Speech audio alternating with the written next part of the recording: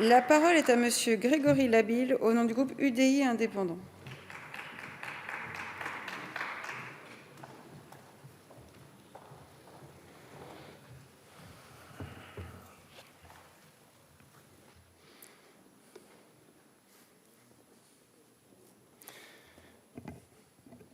Madame la Présidente, Monsieur le Ministre, Monsieur le rapporteur, chers collègues.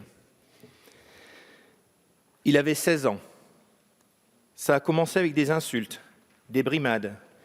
Puis des élèves de sa classe lui ont fait ingurgiter de force des médicaments avant de le tondre. Quelques semaines après, Clément Brice fut retrouvé mort le 30 mars 2017 dans une mare du parc Guélicourt à Ham dans la Somme, à quelques centaines de mètres du lycée où il était interne en seconde. Son assassin était un lycéen de son établissement, un harceleur. Les parents de Clément, que j'ai rencontrés, avaient pourtant alerté le lycée, les professeurs et la direction de l'établissement, mais rien de concret.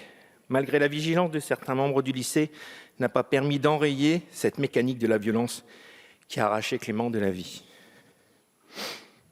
Près de 800 000 enfants sont victimes d'harcèlement scolaire en France et certains faits sont trop graves pour ne pas faire intervenir la justice. J'ai été moi-même professeur pendant 30 ans et je connais la difficulté à saisir et à lutter contre le harcèlement. Celui-ci est si divers,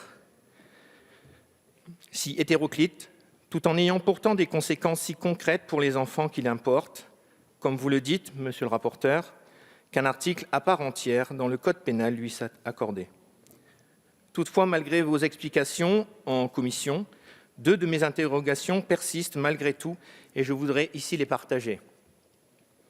La définition donnée dans cet article du Code pénal ne concernera que les faits commis par des personnes ou des élèves du même établissement que la victime, alors que le harcèlement scolaire, acte souvent collectif, peut parfois rassembler des élèves d'établissements différents.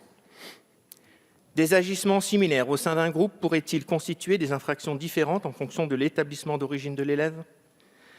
Je crois qu'il faut légèrement élargir cette définition pour laisser au juge le soin de bien caractériser les faits relevant du harcèlement scolaire pour n'exclure aucun cas, aucune victime. Cette question de la juste définition me conduit également à m'interroger sur la nature des peines prévues par votre article par rapport à celles déjà existantes. Nous partageons votre objectif de fermeté et d'une juste punition pour les auteurs de harcèlement. Cependant, nous ne voudrions pas que le message de fermeté souhaité par la représentation nationale soit affaibli par des soucis de proportionnalité des peines ou de cohérence de ces mêmes peines. D'ailleurs, ici aussi, on peut s'interroger sur l'écart des peines qui pourra aller jusqu'à 7 ans pour des infractions commises par des élèves issus d'établissements différents. J'y reviendrai lors de la défense des amendements. Nous ne voulons pas non plus que le message pénal soit le centre du combat contre le harcèlement scolaire.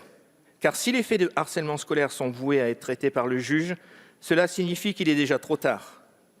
Nous pensons qu'on c'est au sein même de l'école qu'il nous faut intervenir, notamment au travers d'une meilleure prévention. Il me paraît ainsi nécessaire d'agir sur un changement de mentalité.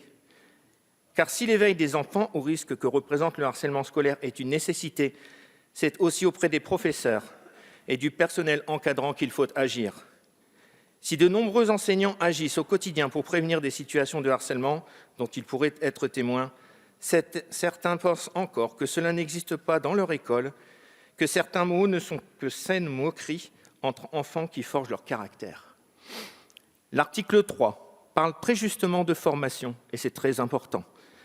Mais il faut surtout casser un tabou dans l'éducation nationale. Oui, il y a du harcèlement dans les établissements et même dans une très grande majorité des classes. Il faut donc inciter les établissements à plus de vigilance, demander au directeur de relever chaque fait qu'on lui aura rapporté pour qu'il sache adapter sa stratégie de son établissement en matière de lutte. Je crois aussi qu'il faut rester à l'écoute de l'enfant et des parents. Une déscolarisation, un changement d'établissement, ce n'est évidemment pas toujours souhaitable. Mais si l'élève le demande, s'il sent plus en sécurité que dans son établissement, il faut agir. Vous le savez d'autant mieux, monsieur le rapporteur, que c'est votre groupe qui a introduit la possibilité d'instruire un enfant à domicile sans attendre lorsque celui-ci est victime de harcèlement scolaire.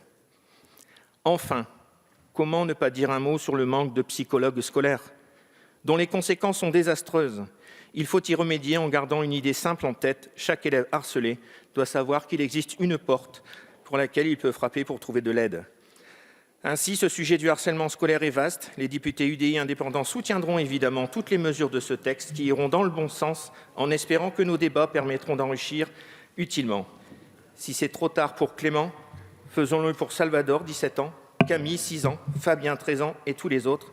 Il faut que la peur, la honte changent de camp. Merci, cher collègue.